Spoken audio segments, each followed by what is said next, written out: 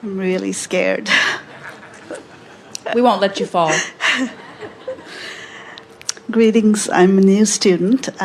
This is my second session with you, with Abraham. Some time ago I had asked a medium what my life's purpose was and what my forte was, and I was told it is to be an example of love and to teach love. And I was kind of disappointed because I thought I was expecting to hear something big and different. And anyway, I went on to having some unsuccessful love relationships and being disappointed, thinking, well, I'm supposed to be an example of love, and why isn't it working? Well, if that medium had told you that your life's purpose was to be a wire walker, would you have been disappointed if the first time you tried it, you fell off? I see. Or does it seem like anything that you've come to do, you sort of have to find your way? In other words, you cannot teach something that you do not know, and you can't know something that you have not lived. And so we do not disagree with what you have been told. We notice that people often expect, when someone looks into the energy of their being, the definition of their life's purpose to be more specific and often more dramatic. And people, quite frankly, are bored with the life purposes that we express, because ours go something like, well, you've come here to live happily ever after. You've come here to be the genius creator that you are. You've come here to explore the variety that surrounds you in order to choose what rings your bells. And you intended to follow the path that rang the loudest, you see. And you intended to allow the path to be an eternally changing path, because paths, no matter how wonderful they seem at first, can get sort of mundane and boring as they become more known. And there's something about the adventure of what's around the unseen corner that is very intoxicating to an eternal spirit like you see. And so non-physical energy rarely gives really good answers to this question, because it causes you to be lazy and not do the work that you've come forth to do. You've got to do step 1.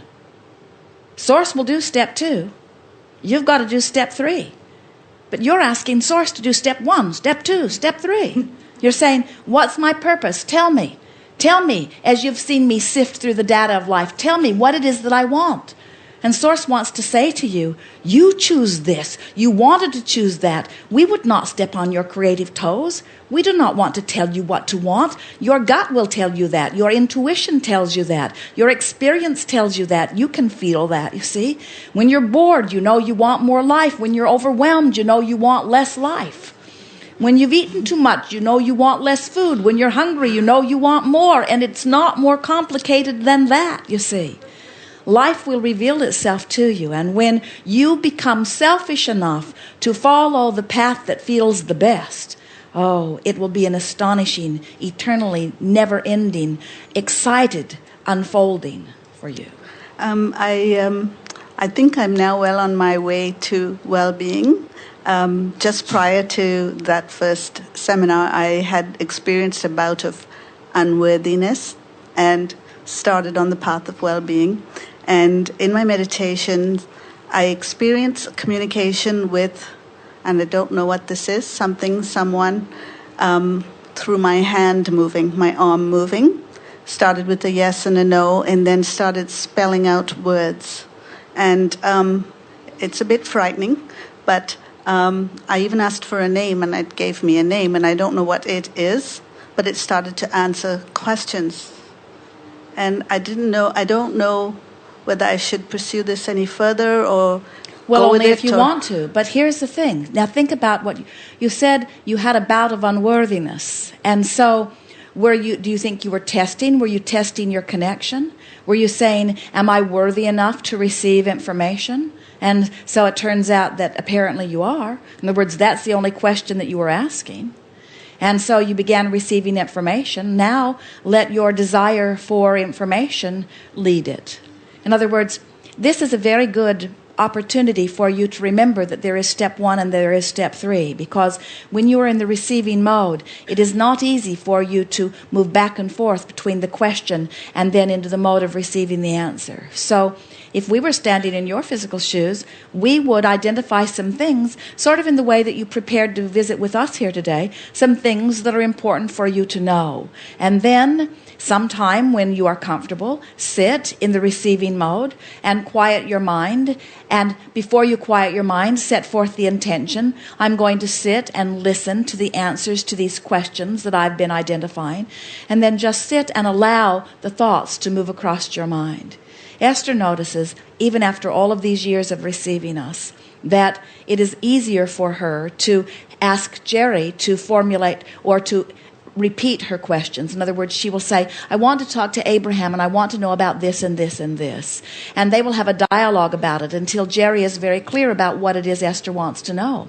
And then Esther will get into the receiving mode and they will turn on a tape recorder and Jerry will do his best to present Esther's questions because Esther is going to get into the receiving mode. Even today, as she is standing in readiness for Abraham to come forth, she begins speaking to us, Abraham, I'm wanting to speak clearly your words. And she has several things that she says to let us know that she is ready to relax and allow the energy of Abraham to dominate her physical apparatus. And always we cut her off right in the middle of her sentence because, yeah, we know that, Esther. In other words, it's the same thing always. We know why you're here. You do not have to continue to express why you're here. We know why you're here. And so right in the middle of her expressing to us, it's like we change the channel and we start expressing to her. And she always sort of laughs internally as she realizes that we've all got this routine down pretty well. In other words, Esther knows that in a format like this, she does not have to have her questions queued up. Your questions are queued up. Esther must be in the allowing mode. And it is the same for anyone, you see.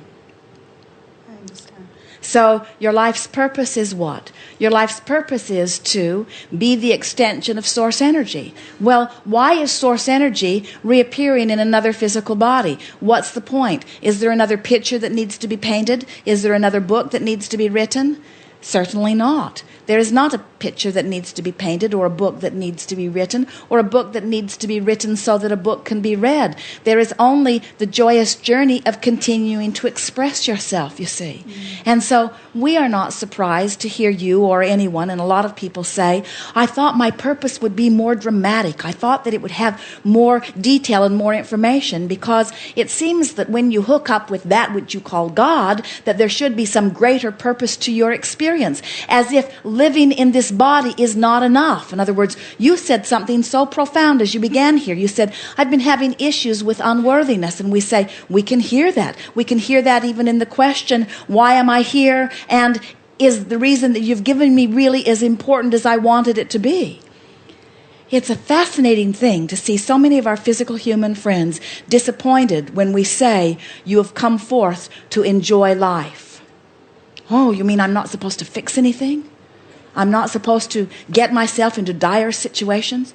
I'm not supposed to really mess up my life in a dramatic way where almost everything goes wrong and then climb out of it so that people can applaud the triumph of my climbing out of the hole that I dug for myself?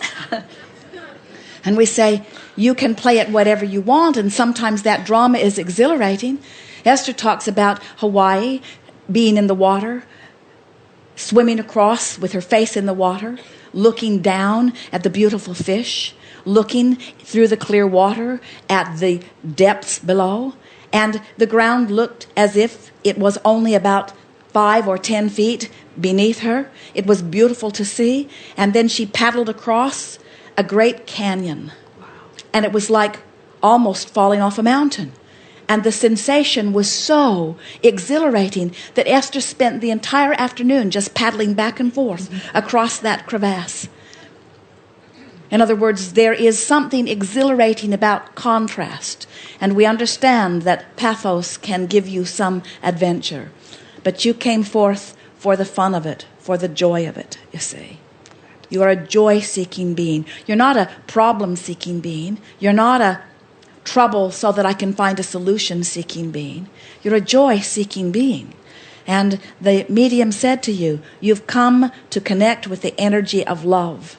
And then you cannot help but express it everywhere you go. And there are many who would not find that very interesting. In other words, they'd rather hear from you, I've come to cure deadly diseases. They'd rather hear from you, I've come to solve the problems of the world. But no one has come to solve the problems of the world, because if anyone could eradicate contrast, they would stop eternalness. Fortunately, no one has been sent yet to do that. Thank you. Yes, indeed.